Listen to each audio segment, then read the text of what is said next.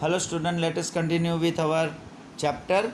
We'll see the institutional reforms. The reforms connected with land ownership, crop subsidy and sale of farm produce are considered to be the institutional reforms in India.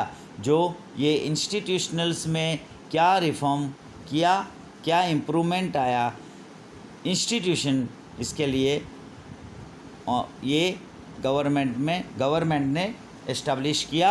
Government has discarded landlordism and stop the exploitation of farmers. Farmer के साथ जो exploitation होता था और ये जो landlordism जो था उसको स्टॉप करके डिस्कार्ड कर दिया. Under the law land to the tiller, that is land tenancy act, and the land tillers have been given the right to become the owner of the land. और ये land tillers जो दिया है that have given the right to become the owner of the land. owner of the land वो land का owner बन सकते हैं. The disparity among the land owners have been removed by land ceiling act. ये land ceiling act के ज़रिए land owners का जो इनकम का डेस्परिटी थी, जो इनइक्वलिटी थी, वो रिमूव हो गया.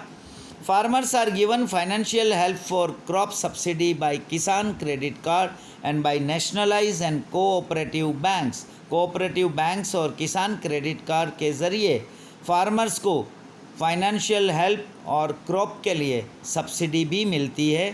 Farmers are given full insurance protection of their crops through prime minister crop insurance scheme. Prime minister की क्रॉप इंश्योरेंस स्कीम के ज़रिए फार्मर्स को फुल इंश्योरेंस प्रोटेक्शन भी मिलता है, जो उनका क्रॉप्स का भी इंश्योरेंस कवर करते हैं. When the crops fail due to drought और through excessive rain, farmers are given financial help by government. अगर बहुत सारी सूखा पड़ा या बहुत सारी बारिश आ गई जिसकी वजह से क्रॉप्स फेल हो जाता है, तो फार्मर्स को फाइनेंशियल हेल्प मिलती है सरकार से. By providing legal support and open auction process is made wide spread for the sale of farm products in the marketing yards. और मार्केटिंग यार्ड्स में ऐसा फार्म का जो भी प्रोडक्ट होता है उनको वहाँ मार्केट में ऑक्शन बड़े पैमाने पे दिया है और उसके लिए लीगल सपोर्ट भी प्रोवाइड किया है. Facilities like cooperative societies, market associations, cooperative warehouses, cold storages, transportation and communication etcetera have been provided so that the farmers would get the minimum support price of the farm products. और farmers को ऐसे cooperative societies की facilities, market associations, cooperative warehouses जो दिया है, cold storage दिया है, transportation, communication, ये सारी फैसिलिटीज़ फार्मर्स को प्रोवाइड किया ताकि उसको minimum support price of the farm products और उसको मिनिमम सपोर्ट भी मिले, फार्म प्रोडक्ट्स की प्राइस मिले उसको, मतलब उसको कोई भी नुकसान ना हो. Following organizations are operating for the purchase of the farm products from the farmers at support prices. Support prices के लिए फार्म प्रोडक्ट्स का ये जो ऑर्गेनाइजेशंस है वो परचेज़ कर लेते हैं, जो है national agricultural cooperative marketing federation of India, that is NAFED, NAFED, Gujarat cooperative oil seeds growers federation, that is GROFED, GROFED, national dairy development board, that is NDDB. तो ये सारे ऑर्गेनाइजेशंस के ज़रिए फार्म प्रोडक्ट्स परचेज कर सकते हैं, फार्मर्स को उससे सपोर्ट प्राइस मिलेगा. नाउ ग्रीन रेवोल्यूशन, जो हरियाली क्रांति आई, तो green revolution took place in our country in the decade of 1960. 1960 के साल में हमारे देश में ये एक हरियाली क्रांति ने जन्म लिया. बट बिफोर दैट, लेकिन उससे पहले, that there was a time when there was an acute shortage of food grains in the country. लेकिन उससे पहले हमारे देश में फूड ग्रेन्स की रियल में बहुत ही शॉर्टेज हुआ करती थी। An agrarian country had to import food grains, और एक एग्रीकल्चर देश जो है हमारा, कृषि प्रधान देश, जिसको फूड ग्रेन्स दूसरे कंट्री से इम्पोर्ट करना पड़ता था। The country was struggling against such dependent conditions, और हमारे देश को इसके लिए बहुत सारे स्ट्रगल करना पड़ता था और ऐसी डिपेंडेबल कंडीशंस थी। The extra ordinary increase in the agricultural production because of improved seeds, increased use of chemical fertilizers, intense efforts of the farmers, widespread arrangement for electricity distribution, improved facility in irrigation, etc. is known as green revolution।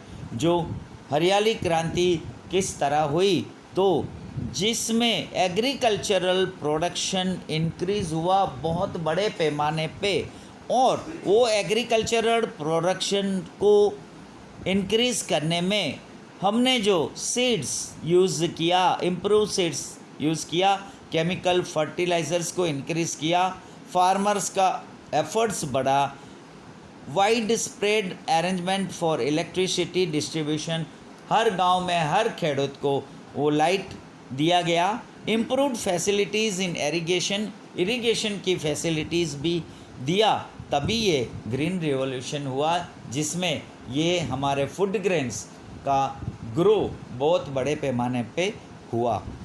Main objective of the green revolution was to increase agricultural production. जो green revolution का main object जो था, उसका main purpose जो था, वो agriculture का जो प्रोडक्शन है उसको इंक्रीज़ करना था, बढ़ाना था। Farmers were encourage to use chemical fertilizers and insecticides more. Farmers को केमिकल फर्टिलाइज़र और इंसेक्टिसाइड्स को यूज़ करने के लिए एनकरेज किया जाए।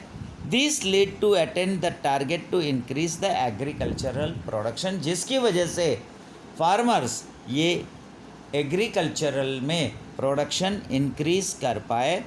There has been a record production of wheat and paddy due to green revolution, और ये ग्रीन रिवॉल्यूशन को इम्प्लीमेंट करने के बाद हमारा अच्छा व्हीट और पैडी में प्रोडक्शन रिकॉर्ड हुआ, बहुत बड़े पैमाने पे हम ये क्वांटिटी इंक्रीज़ कर पाए। Where there was a scarcity of food grains in the country, जहाँ अपने देश में ये फूड ग्रेन्स की कमी होती थी, today there is a sufficient storage of the food grains. आज हमारे पास सफिशिएंट फूड ग्रेन्स, अनाज है खाने के लिए, सफिशिएंट स्टोर करके रखा हुआ है। Once drought was a hazard of regular interval in India. Bharat देश में कभी बार बार ये दुकाल ड्रोट होता था, अकाल पड़ता था, जिसका डेंजर लगता था, रिस्क होता था, उनका adverse effects are not seen after the green revolution. Green revolution के बाद उसमें हमें कोई असर नहीं होती, क्योंकि हमने buffer stocks of food grains, the conditions of drought of scarcity are face conveniently. हम ये दोनों चीज़ों को हम सामना कर पा रहे हैं।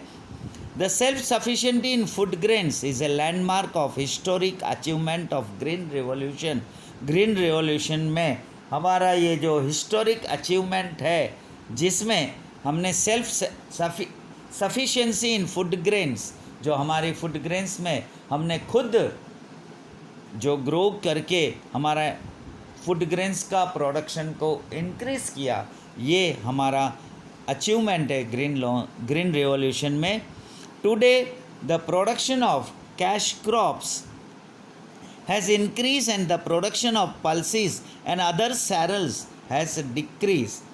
आज हमारा कैश क्रॉप इंक्रीज हो गया and production of pulses and other cereals has decreased, और पल्सिस और cereals में हमारा प्रोडक्शन डिक्रीज हुआ with the repetition of the same crop, क्योंकि कैश क्रॉप में फार्मर्स को रिटर्न भी अच्छा मिलता है, और कैश क्रॉप की वजह से हमारा इकोनॉमिक कंडीशन भी डेवलप हो जाता है। To reach the stage where other countries of the world have progressed using better technology in agrarian field, we will have to ready for next green revolution. हमने ये जो भी किया है, ये फिर भी जो भी विश्व के एग्रीरियन फील्ड के कंट्रीज़ जो है, जो बेटर टेक्नोलॉजी यूज़ हो रहा है, जिसमें और भी जहाँ उत्तर प्रोग्रेस हो रहा है, इसके लिए हमें दूसरा नेक्स्ट ग्रीन रेवोल्यूशन के लिए तैयार रहना पड़ेगा। उस दूसरे कृषि प्रधान देश जो विश्व में है, उसके सामना करने के लिए, उसके कंपैरिजन में रहने के लिए। So here we stop our lecture. Will continue next lecture, the role of agriculture in Indian economy. Thank you.